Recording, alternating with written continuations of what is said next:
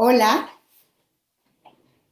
hola a todos los usuarios de esta plataforma. Buenos días. Me lo dijo Lola y agradezco a Lola y a lo que les ha compartido para poder empezar ahora a conversar.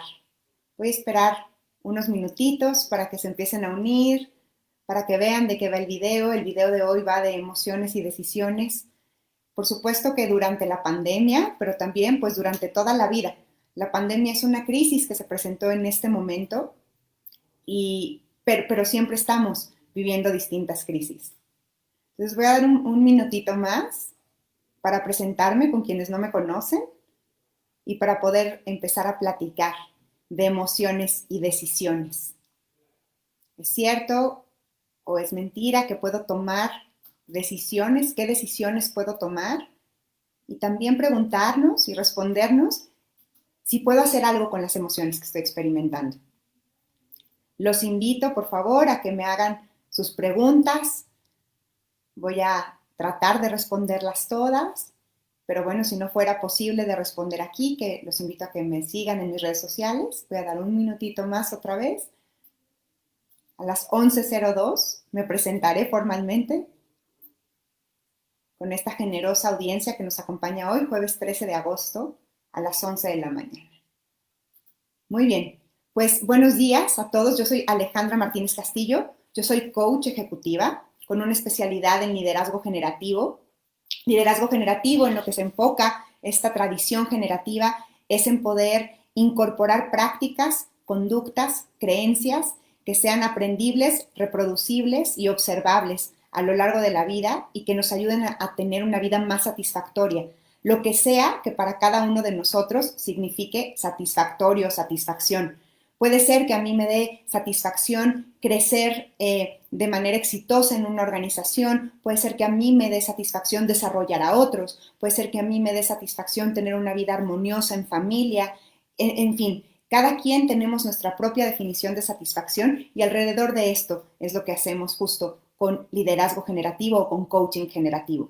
Yo soy Alejandra Martínez Castillo, los invito a que además de verme aquí me sigan en mis redes sociales. En Instagram estoy como @ale.mcastillo, en Facebook como Alejandra Martínez Castillo y en el canal de YouTube también como Alejandra Martínez Castillo. Muy bien, entonces ahora vamos a empezar con nuestra conversación de hoy para que Lola y yo les digamos y les hablemos de emociones. Entonces, primero quiero hacer un pequeño ejercicio, aunque no lo respondan en público, que ustedes hagan este espacio de reflexión y me cuenten cómo se han sentido estos días. Bien y mal no son sentimientos. Les voy a prestar algunos sentimientos, aunque la lista es mucho más grande, ya sacaré por ahí un diccionario de emociones para compartirlas. Entonces han estado, como invitábamos, tristes, ansiosos, preocupados, inquietos, agradecidos, felices, creativos. Cuéntenme cómo han estado durante estos días o cuéntense ustedes mismos, revisen. Van a observar cómo no nada más tienen una sola emoción. Puede ser que estén tristes y al mismo tiempo esperanzados, ¿no? Tristes porque esto ya ha durado mucho tiempo, pero como han logrado transformarse también sienten esperanza o sienten gratitud porque ven a los amigos que han respondido frente a ustedes, pero al mismo tiempo sienten enojo o frustración porque hay planes que se vieron zanjados por esta situación donde aparentemente no tenemos control alguno. Y eso es también lo que vamos a explorar. Entonces, como ven, todos tenemos emociones. Seguramente muchos llegaron aquí porque leyeron ansiedad y tristeza. También podríamos incluir miedo. ¿Cuál es mi propuesta frente a las emociones? Porque muchas veces las calificamos como de positivas o negativas y les ponemos un juicio y no nos gusta sentirlo y decimos, esto no lo quiero sentir, esto prefiero sentirlo. Una manera extraordinaria de empezar a manejar nuestras emociones es conocerlas.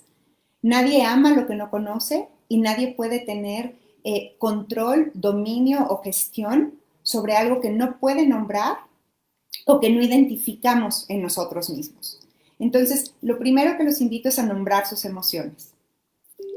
Y si no tienen, no tienen claramente identificadas las emociones, que empiecen a preguntarles a otras personas qué sienten y puedan de ahí empezar a tener, digamos, más información para poder observarlas. Entonces, una vez que tienen el nombre de sus emociones, pregúntense, ¿sí? ¿Qué les está diciendo esta emoción?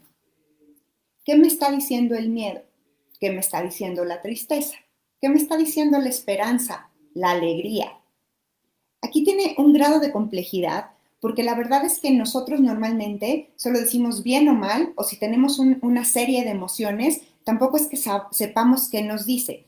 Una teoría que quiero compartir o una de las vistas o propuestas que yo tengo, aunque no es la verdad, yo no soy dueña de la verdad, me encantaría tenerla para resolver muchas más cosas, pero no es así, es simplemente otra propuesta para observar la vida, es que toda emoción tiene detrás de ella una historia, tiene un impulso y tiene un propósito, ¿ok? Y para cambiarles este juicio y esta etiqueta de emoción buena o mala, positiva o negativa, me gusta o no me gusta, los invito a decir, tengo emociones que me indican que una necesidad está satisfecha o que me indican que una necesidad no está satisfecha. Y nuestras necesidades son dinámicas. Es por eso que van cambiando y transformándose nuestras emociones. Entonces, si yo puedo sentarme a hablar con mis emociones como si fueran mis amigas, lo que estoy desarrollando es alfabetización emocional, que es también otra propuesta que quiero hacer, que es distinto a la inteligencia emocional. ¿Por qué? Vamos a compararlo con la inteligencia intelectual, valga la redundancia. ¿Ok? Aunque muchos asociamos inteligencia e intelecto. Muchas personas son inteligentes y probablemente no saben leer y escribir. Entonces, ser inteligente no es ser alfabetizado.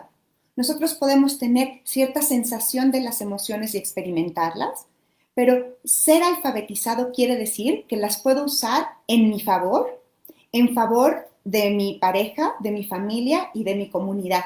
De mi comunidad, llámese equipo, organización, colonia, país, etc. Entonces, esta es una primera invitación a volvernos alfabetas emocionales y dejar de ser analfabetas, que aunque suene como una palabra gravísima, esa lo único que quiere decir es que no tengo esta práctica sobre las emociones. Entonces, si ya escribieron sus emociones, yo les voy a empezar a platicar de la historia que está atrás de ella, ¿ok? Por ejemplo, detrás de la ansiedad, la historia es, hay algo en el futuro que desconozco y esto, ¿sí? Me causa temor. Hay algo del futuro que desconozco. Imagínense, y no solo es desde la pandemia, ¿en cuántas cosas antes de la pandemia había del futuro que desconocíamos?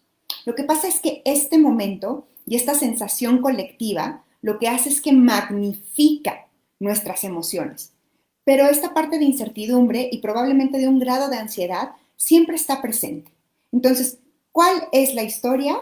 Hay algo del futuro donde me siento amenazado y desconozco. ¿Cuál es el impulso? El impulso es defenderme o esconderme.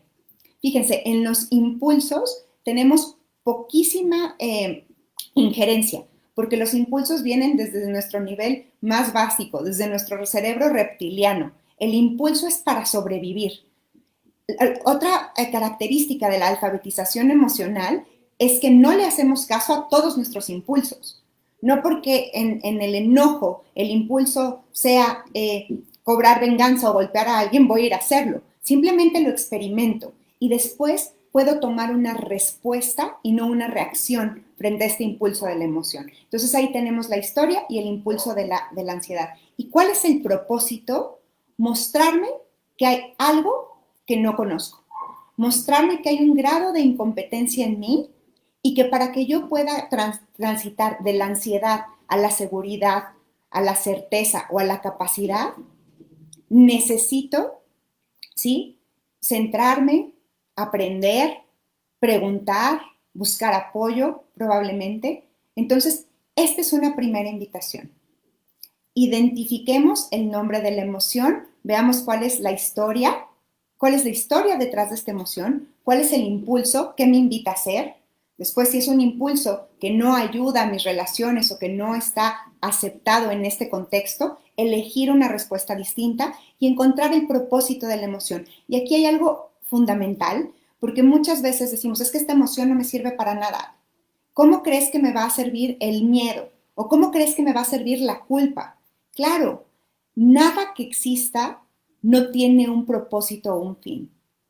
Todo tiene un propósito y un fin. ¿Qué es lo que hace la diferencia en estas emociones que calificamos o interpretamos como negativas o que son de necesidades no satisfechas? La dosis.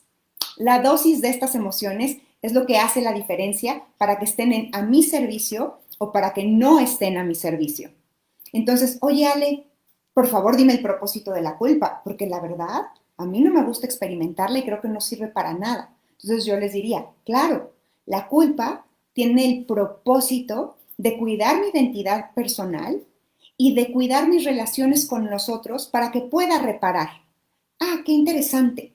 Entonces, cuando yo tengo un uso favorable de la culpa, me sirve para limpiar el espacio. ¡Qué lindo! Óyele, ¿y el miedo? ¿El miedo para qué me sirve? Ah, pues el miedo me sirve para medir mejor los riesgos, para ir con más precaución y no aventarme como el borras y ponerme en un peligro innecesario. Entonces, el miedo me cuida. Fantástico, Ale. Oye, ¿y la envidia? Porque en estos momentos también veo la gente que sale y que tiene o que le está yendo mejor en su negocio y yo estoy viendo que a mí no me está funcionando y sentí envidia. ¿Ok? Entonces, el propósito de la envidia es mostrarme mi deseo y después lo puedo transformar por otra emoción. Que de eso se trata esta plática. ¿Qué podemos transformar y sobre qué podemos tomar decisiones? ¿Cuántos de nosotros en este momento sentimos que no podemos tomar decisiones? ¿Cuántos de nosotros sentimos en este momento que está todo fuera de nuestro control? Que no hay nada más que hacer. Y eso es extrañísimo para nosotros, porque siempre tenemos la fantasía de que tenemos el control sobre algo. Pero si nosotros pensamos hacia el pasado, decimos, ok, en enero de este año, cuando todavía no se escuchaba con tanta fuerza lo de este bicho, lo de esta pandemia. Decíamos, ok, mañana o pasado mañana voy a hacer X, Y, Z y esto va a pasar, pero en realidad nunca sabemos ni siquiera si vamos a amanecer, no vamos a amanecer, con qué noticia vamos a amanecer, como pasó cuando amanecimos con esta noticia del COVID, que solo es y que verdaderamente tiene un montón de implicaciones para nosotros también. No estoy tratando de minimizarlo, pero es importante poner en perspectiva que sobre pocas cosas teníamos control y ahora parece que tenemos control sobre todavía menos. Pero más que control es la capacidad de decisión. Yo siempre tengo voluntad. Yo siempre tengo la capacidad de decidir, aunque estos momentos lo pongan a prueba. Ahora, la pregunta es, ¿sobre qué puedo decidir? ¿Sobre qué puedo decidir? Fíjense, puedo decidir sobre si veo o no veo noticias o qué tan frecuente veo noticias, porque esas noticias son un estímulo para mis emociones. Las emociones pueden surgir de un hecho, ¿no? Alguien viene y me da una noticia, veo un insecto, escucho la televisión, también puede venir de un ejercicio de la imaginación, de futurear. Es que, ¿qué pasaría si me enfermo? ¿Qué pasaría si esto u otro pasara? Y como el cerebro es literal, y para este no hay diferencia entre recuerdo, imaginación, fantasía y lo que está sucediendo, la emoción que se presenta es idéntica. Y esto es muy importante porque entonces sí puedo decidir sobre aquello a lo que me expongo, sobre el tiempo, sobre cómo invierto mi tiempo. Es que, Ale, la verdad es que yo sí he decidido quedarme completamente en confinamiento porque me da mucha inquietud salir. Entonces, no puedo decidir sobre nada. Claro, tu tiempo y tu espacio es tuyo. ¿Sobre qué puedes decidir? Ale, somos 5 de familia. No puedo decidir sobre mi intimidad porque no tengo un minuto sola o solo. Perfecto, establece acuerdos con tus hijos, con tu pareja o con tus papás, con tus hermanos, para decir, esta hora yo la necesito solo y pido shot para estar solito en el baño y pido shot para estar solito encerrado en esta habitación. No todos tenemos la misma, digamos, las mismas condiciones de habitación y de vida para poder cada quien estar en su cuarto o salir a jugar en el jardín. Ojalá eso sería maravilloso, pero no es real. ¿Sobre qué entonces sí puedo decidir? Sobre cómo uso mi tiempo, qué veo, a quién escucho, con quién comparto y con pedir o no pedir ayuda cuando veo que no estoy pudiendo solo. Y eso es maravilloso porque saber que sí tengo una capacidad de decisión me hace y me recuerda que tengo poder. No significa, únete a los optimistas. Oye, todo va a estar bien, esto también pasará, va a mejorar, ya falta menos. Por supuesto, todo eso es verdad. Y cuando la gente nos lo dice, lo hace desde un lugar de amor y para darnos ánimo. Pero eso no significa que nos sirva. O sea, la gente que le dice a otras personas que se enferman o que se mueren o que están pasando por un mal momento más allá de pandemia, le dicen, échale ganas. Claro que todos quisiéramos eso. Y no es que ellos sean tontos o tengan mala fe con solo decirnos ese remedio rápido. Pero la pregunta es, ¿eso qué significa para mí? Echarle ganas significa sobre qué puedo decidir. Y también no es solo escaparme de la emoción, sino verdaderamente poder observar que yo puedo tener control sobre mis decisiones, mi tiempo, a qué le presto emoción y la transformación de mis decisiones, ¿sí? Sobre mi conocimiento de mí mismo y las relaciones que establezco con los otros, sobre qué leo, cómo utilizo mi tiempo, qué como, hacer o no hacer ejercicio, qué pienso. Y muchas veces el pensamiento viene en automático, como que nos secuestra, nos aborda de repente. Entonces, ¿qué sí puedo hacer? ¿Sobre qué puedo decidir? Sobre decir a mi pensamiento, voy a cambiar de pensamiento, eso no me está sirviendo en este momento. Quiero ver si hay preguntas, nada más que saben que aquí no ha aparecido nada. Voy a pedir ayuda porque estoy viendo que no puedo. Entonces, Al, ¿puedes venir un segundito para decirme? Porque veo que ahí tienes que aparecen muchos comentarios o preguntas y no puedo ver. Uh-huh. Uh-huh. A ver. No, es que estoy viendo la... Perdónenme, ¿eh? Aquí.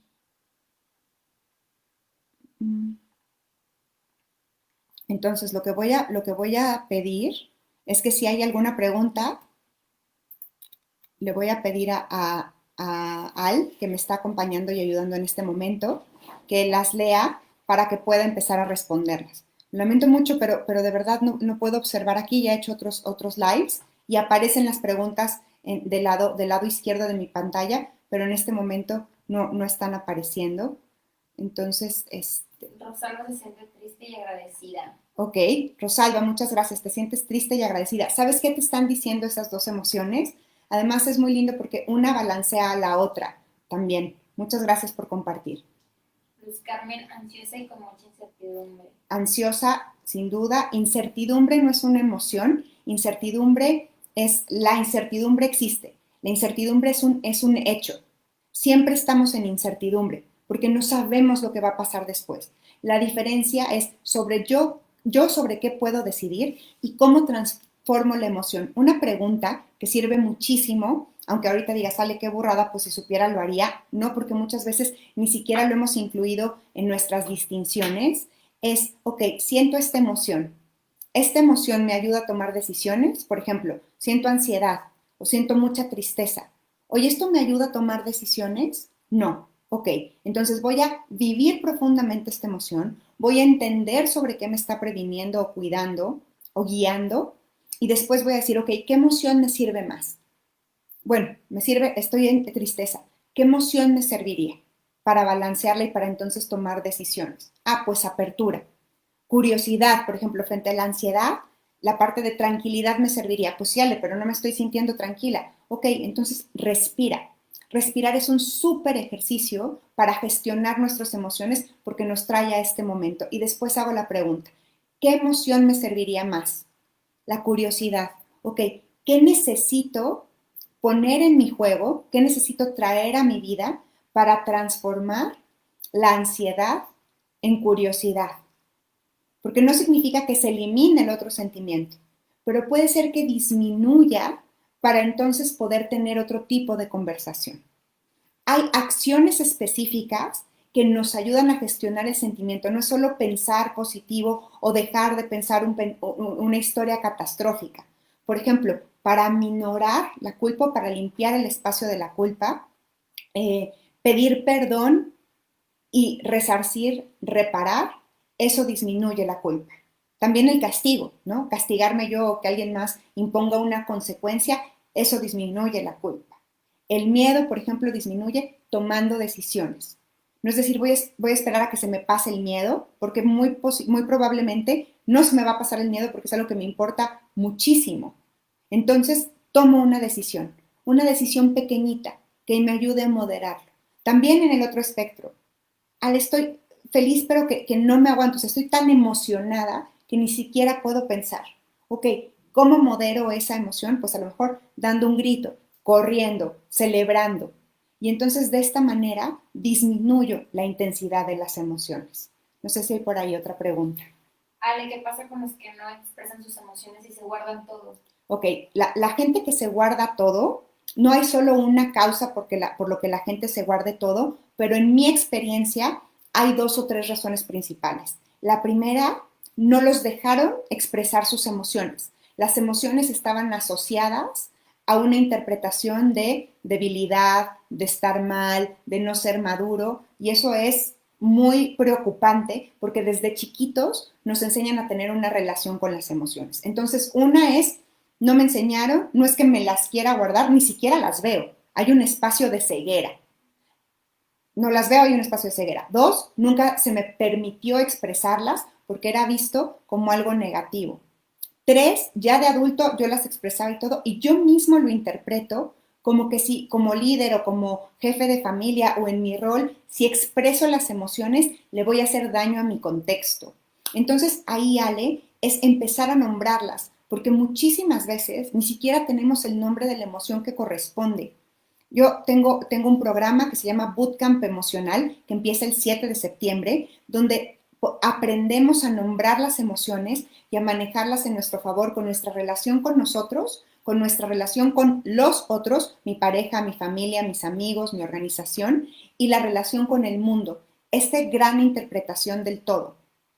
Después hay otro programa que lo complementa y ahí una de las participantes me decía, yo cuando empecé a llevar mi diario de emociones, mi registro, tenía 5 o 6 emociones, ahora puedo nombrar 28 durante el día. Claro, nadie gestiona lo que no conoce, nadie ama lo que no conoce y nadie es capaz de nombrar lo que no sabe que existe. Entonces, empezar a nombrarlas es una gran forma de hacerlo e invitar a la persona, no desde el juicio, porque si también yo llego y digo, es que sabes qué, tú tienes un problema y tú estás mal porque no dices tus emociones, o con nosotros mismos, no, yo debo de estar muy mal porque no me gusta hablar de mis emociones. Y entonces el juicio nos previene de seguir compartiendo. Entonces, una gran manera de hacer eso y de estar en el mundo es decir, ok, oye, yo observo que tú como que no me platicas lo que sientes, te gustaría, no te gustaría, siempre desde la compasión, la empatía, la comprensión, es mucho más fácil llegar al otro e invitarlo a que se abra por él, pero siempre la decisión es personalísima, viene desde la voluntad. Dice, Ale, buen día, ¿qué pasa con el estrés? ¿De dónde se origina? Ok, el estrés, súper palabra, tiene muchos, estos años recientes de moda y ha habido muchísimos estudios al respecto. Entonces, el estrés es una interpretación de una serie de emociones. ¿Qué quiere decir estrés? Presión. Entonces es una combinación de presión, inquietud, preocupación, pero literalmente yo no siento presión a menos que alguien me tome y me apriete. Entonces el estrés viene de mi interpretación de lo que me preocupa. Empiezo a futurear. Efectivamente, puede haber un estrés real en el presente, como no sé para qué lado de la carretera tomar y es un camino que no conozco. Y sentir miedo y sentir estrés. Entonces, ¿qué hace el cuerpo? Se tensa, genera adrenalina, genera cortisol y o me detiene o me invita a que actúe rápidamente.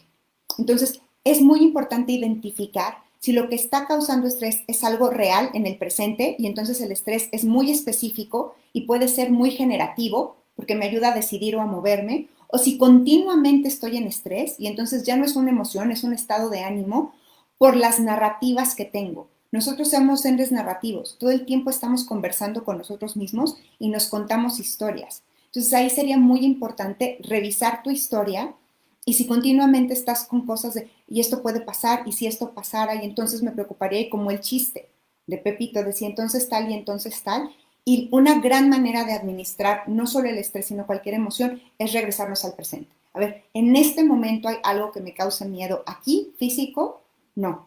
Pero hay algo en mi cabeza que lo está haciendo, sí. ¿Es real para atenderlo? ¿O es solo producto de mi imaginación y de las historias que me estoy contando para entonces detenerlo? Y eso es lo que hacemos. Y el estrés no es solo una causa, varía, depende de cada una de nosotros. Hay gente que le causa estrés, de verdad, cosas como no sé qué ponerme. Hay gente que le causa estrés decir no sé qué decir. Hay gente que le causa estrés tener una entrega y no terminarla. Entonces, hay diferentes causas de estrés y aquí algo muy importante de alfabetización emocional y que aprendemos juntos, aprenden en sesiones individuales conmigo o en este bootcamp que empieza el 7 de septiembre, es a identificar que el estímulo es correspondiente a la intensidad de la emoción. Es decir, yo no puedo sentirme igual de furiosa o de enojada hasta llegar a la ira, porque perdí un lápiz o no encuentro una pluma o se me quemó el arroz, que porque alguien me clonó la tarjeta o yo tuve un descuido y causé un accidente. Entonces, esto es importante de observar porque muchas veces ahora lo que ha pasado en este momento es que todas nuestras emociones se ven súper intensificadas. Entonces, poder observar que el estímulo es correspondiente a la intensidad de la emoción me va a ayudar a navegar mucho mejor este tiempo. ¿Otra pregunta, Chaparra? Dice, ¿cómo manejar la ansiedad? Siempre tengo ansiedad y enojo, siento que pierdo tiempo y hice varios cursos de libros de este jugué, pero soy hiperactivo. Me encanta. Leer libros, jugar y tomar cursos no es la respuesta para mejorar esto. Imagínense, si solo con la lectura de las cosas funcionara, nadie necesitaría entrenadores, nadie necesitaríamos maestros, ni coaches, ni terapeutas que nos acompañen a hacer la práctica. Hoy hay un seminario a las 6:30 de la tarde. Les invito a que se registren en mi página alejandramartinezcastillo.mx o en mi página de Facebook, Alejandra Martínez Castillo. Y este seminario se llama No estás aprendiendo nada. Entonces, si dices, ok, es que mira, una historia de ti es soy hiperactivo. Ajá, yo también. Y no experimento ansiedad. La ansiedad no viene de la hiperactividad. Si tú estás hiperactivo, pero no te estás ocupando de lo que te importa, por ejemplo, yo necesito hacer unos pagos al banco o poner en orden mi vida financiera, pero entonces cocino, trapeo, aspiro, hago unas propuestas y sigo sin verlo, la ansiedad se va a mantener porque no estoy atendiendo la fuente de ansiedad. La hiperactividad no necesariamente tiene que ver con la ansiedad. Esa es una historia y es una creencia que no nos sirve. Y ojo, no estoy diciendo es una falsa creencia, porque las falsas creencias no existen. Lo que yo creo para mí es verdad. Entonces, si tú crees que tu ansiedad viene de tu hiperactividad y que no has logrado aprender a manejarla, ven al taller gratuito de hoy en la tarde. Todavía tienen tiempo de registrarse. Vamos a aceptar registros hasta 1 hora antes de empezarlo y ahí exploraremos. Y si ves que no estás aprendiendo, entonces el tema es práctica, que es lo que vamos a ver hoy por la tarde. Y es de quién nos acompañamos para poder practicar diferente. Entonces, también ojo con la historia de que me cuento de, no, yo siento ansiedad porque soy hiperactivo, entonces estoy condenado para siempre porque soy hiperactivo, pero esa no es la fuente de ansiedad. Entonces, venir a identificarlo juntos es una muy buena invitación para hoy o con sesiones personales. Mario Sánchez se siente preocupado. Mario, ¿estás preocupado? Te mando un saludo. Ojo, que sea natural que estés preocupado por la situación, ¿sí? No significa que entonces no importa, porque todos estamos igual. Un refrán que a mí me gusta mucho, pero con un cambio, es mal de muchos, consuelo de tontos. Y en este momento es mal de muchos, consuelo de todos. Claro, el contexto nos genera preocupación y entonces nos puede ayudar a ser mucho más empáticos con otros que están preocupados y también con nosotros mismos. Entonces, encuentra la fuente de preocupación. ¿Es algo real? ¿Te preocupa enfermarte? Ok, pero no estás enfermo. Entonces, ¿qué puedes hacer para prevenirlo? Te preocupa, por ejemplo, que ahora tu sueldo está reducido o perdiste tu trabajo, que eso también es una cuestión real de estos momentos. Ok, entonces, ¿qué puedo hacer diferente para atender esta preocupación? ¿Qué es lo que está generando esta preocupación y sobre qué sí tengo poder? Porque a lo mejor de estas cosas que te dije no es nada, pero me preocupa ver la cantidad de muertos que va. Bueno, ya no le des seguimiento a la cantidad de muertos que va, ¿sí? Y ejerce y empieza a estimular otras emociones que estén a un mejor servicio para ti. ¿Otra pregunta? Sí, la resignación es una emoción. La resignación es una emoción y es una emoción peligrosísima, igual que el resentimiento. ¿Ok? Son dos emociones que otra vez las sentimos en un momento, no es que las elijamos, y la resignación es no puedo hacer nada con esto que está sucediendo y entonces me siento también miserable. Es una emoción compleja porque me hace sentir o me invita a sentir otras emociones. Entonces, ¿contra qué se balancea la resignación? Contra la aceptación.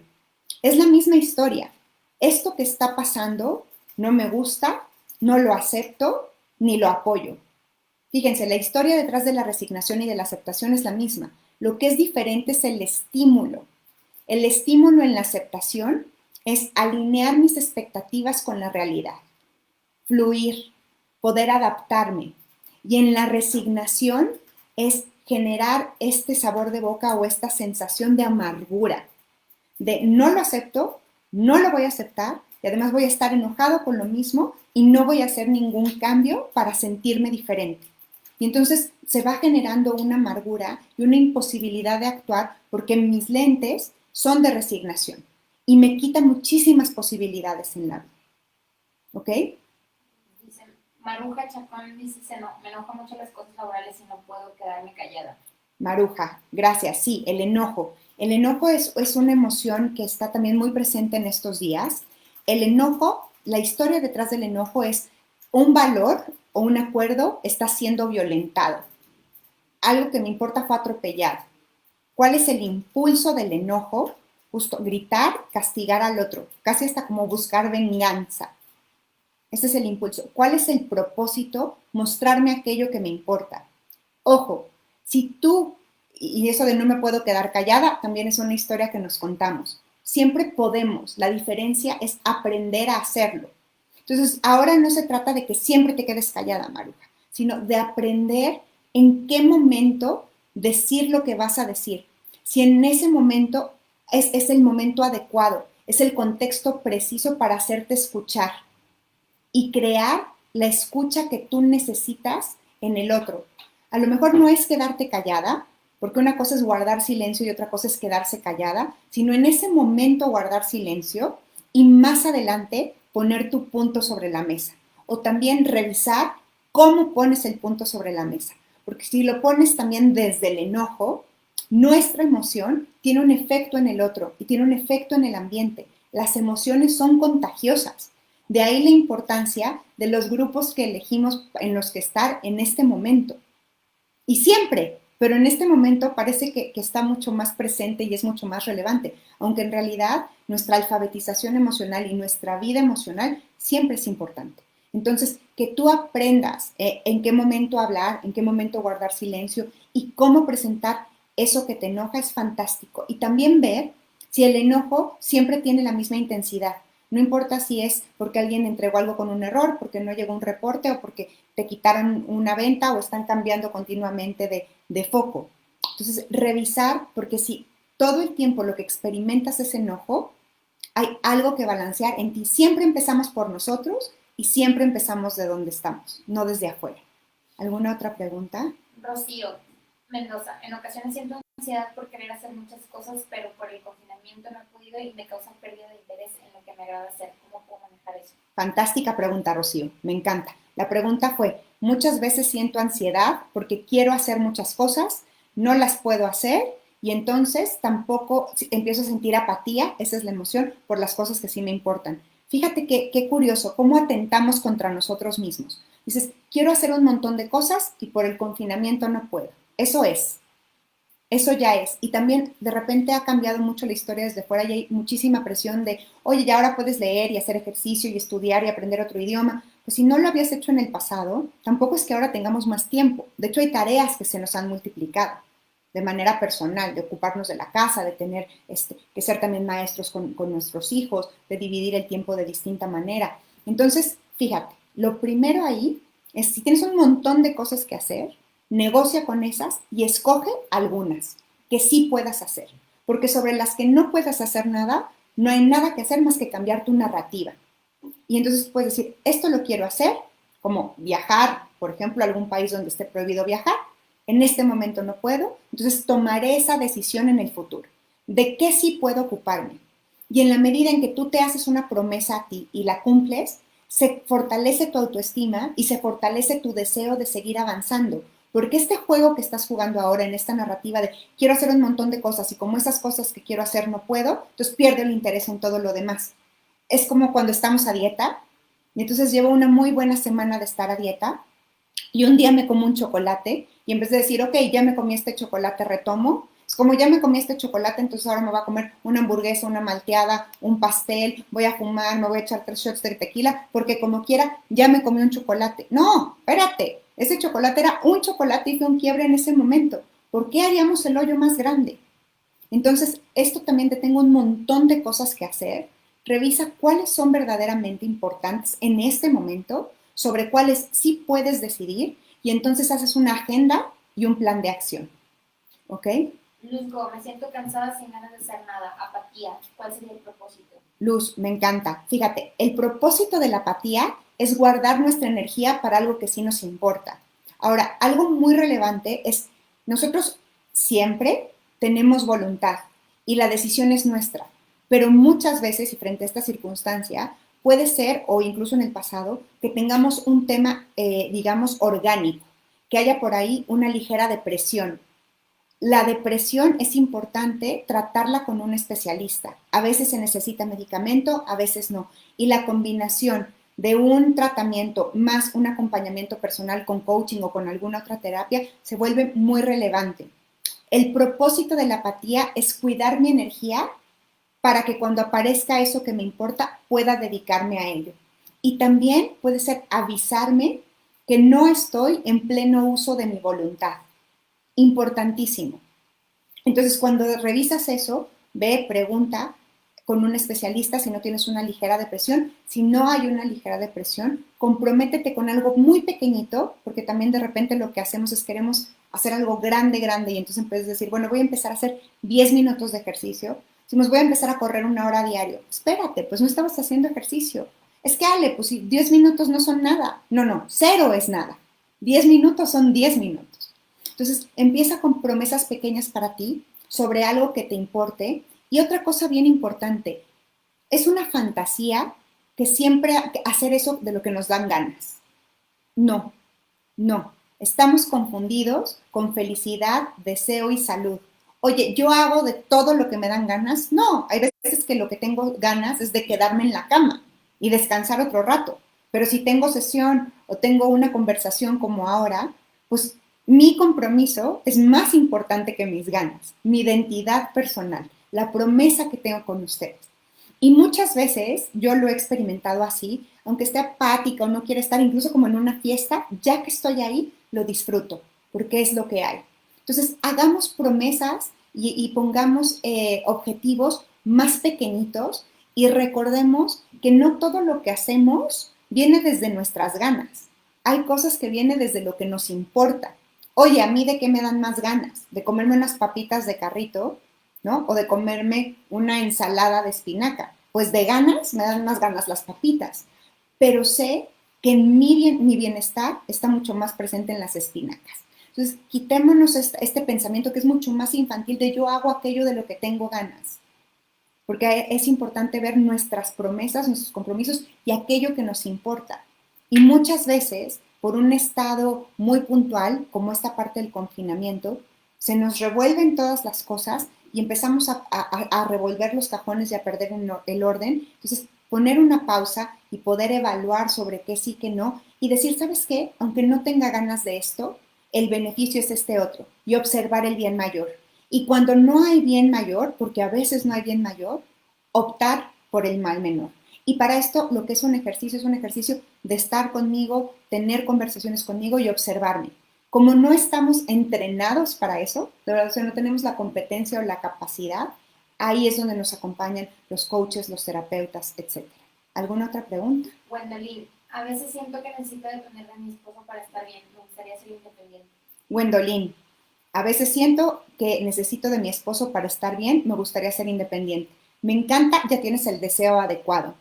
Nosotros, si ponemos afuera nuestra dependencia de felicidad o infelicidad, de satisfacción o insatisfacción, tenemos un grave problema, porque sobre el otro no tengo control y el otro tiene sus propias emociones. Entonces, probablemente si un día tú amaneces contenta, pero tu marido amanece de malas, lo que eso sea que eso signifique, a ti ya te apestó el día. Entonces, ¿cómo hacemos este viaje de autoconocimiento, autorrealización y tener nosotros el control de nuestras emociones? Justo entrenándolo. De nuevo, los invito al bootcamp que inicia el 7 de septiembre. Dura 21 días, del 7 al 27 de septiembre, a las 6 de la tarde todos los días. Y me pueden decir, oye Ale, ¿cómo esperas que te dedique una hora? No, si la hora no es para mí, es para ustedes.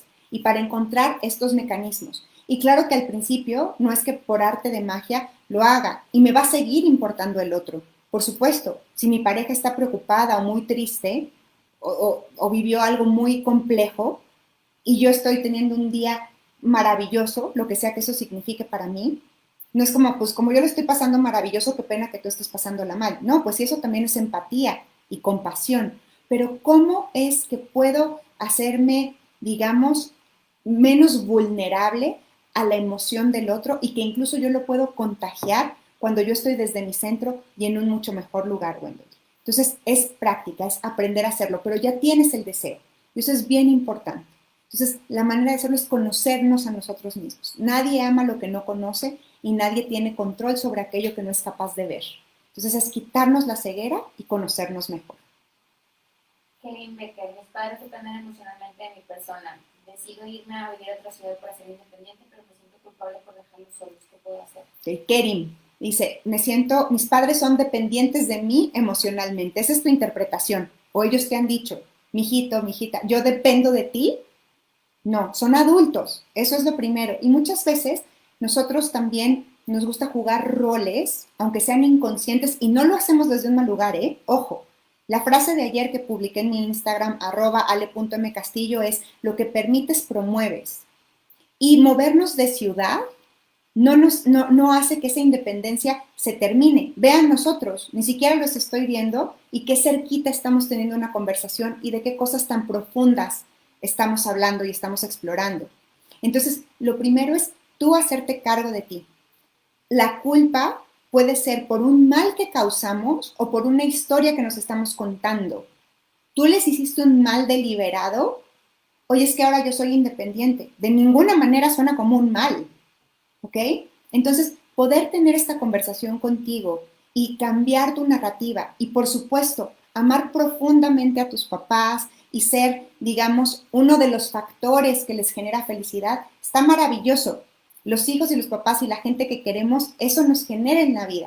Pero ya cuando hay una dependencia o cuando yo también creo que soy el causante de la felicidad o la infelicidad del otro, también ahí hay un espacio de ceguera y donde también hay algo que estoy ganando yo y algo que están ganando ellos en lo inmediato, pero que probablemente para el largo plazo no es lo que quieres, porque no es agradable que tú sientas culpa ni que estés interpretando que ellos le están pasando mal. Entonces, ¿cómo cambiamos las reglas del juego para que sea un juego más generativo, te sirva más, te dé felicidad y tus papás te digan que ellos tienen tranquilidad y dicha también por esto? ¿Otra pregunta? ¿Cómo gestionar el duelo?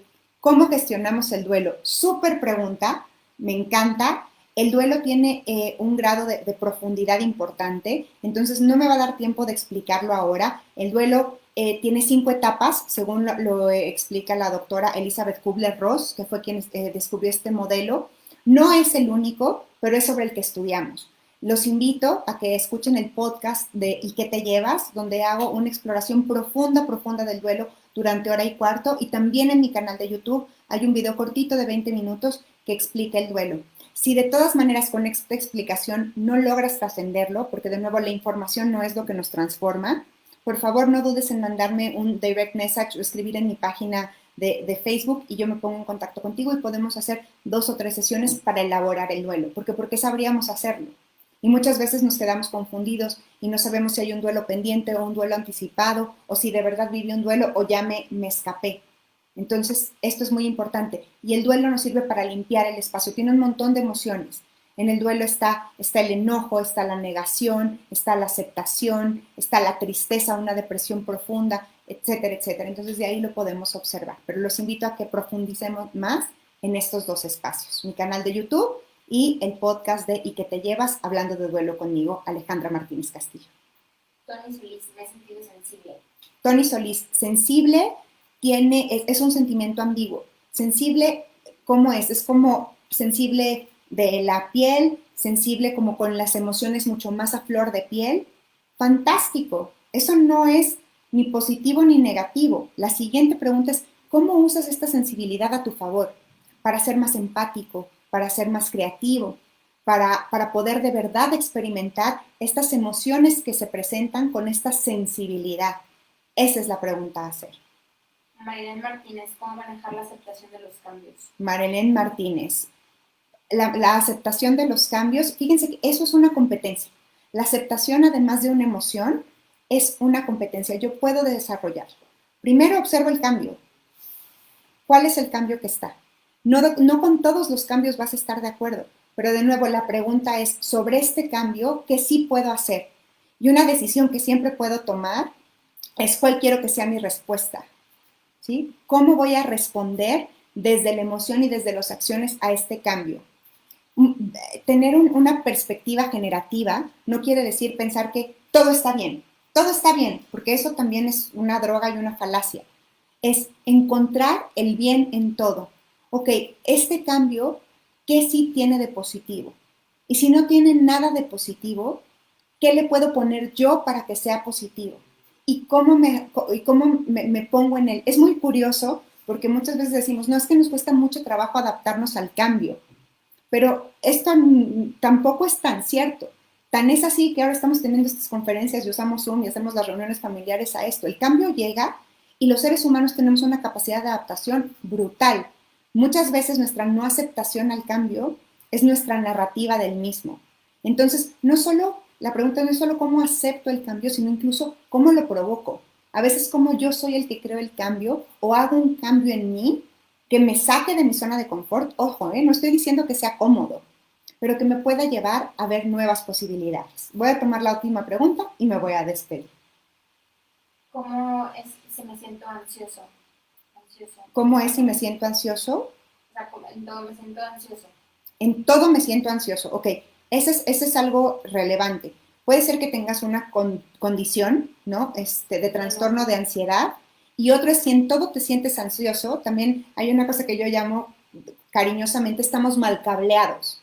Así hay gente que en todo siente enojo o en todo siente felicidad y no está proporcional a las distintas emociones. Puede ser que solo te sientas ansioso porque no has descubierto las demás emociones y las has nombrado y puedes poner cada cosa en su lugar. Entonces, incluso no tener alfabetización emocional y relación con nuestras emociones nos puede hacer sentir ansiosos porque me genera ansiedad no saber lo que siento. Entonces, poder identificarlas, tener esta conversación, ponerlas en orden y poder después gestionarlas es uno de los secretos o una de las fórmulas, no hay una única, de las recetas para tener una vida más satisfactoria. Les quiero dar las gracias a todos por acompañarnos. Les doy muchas gracias a Lola, me lo dijo Lola, al Grupo Imagen, a este espacio de conversación a través de sus preguntas. Gracias por su generosidad en este tiempo. Recuerden seguirme en Alejandra Martínez Castillo, en YouTube, en Facebook, en Instagram como @ale.mcastillo. Recuerden el seminario gratuito de hoy. Todavía tienen tiempo para inscribirse y complementar lo que estamos viendo ahora con emociones, con no estás aprendiendo nada.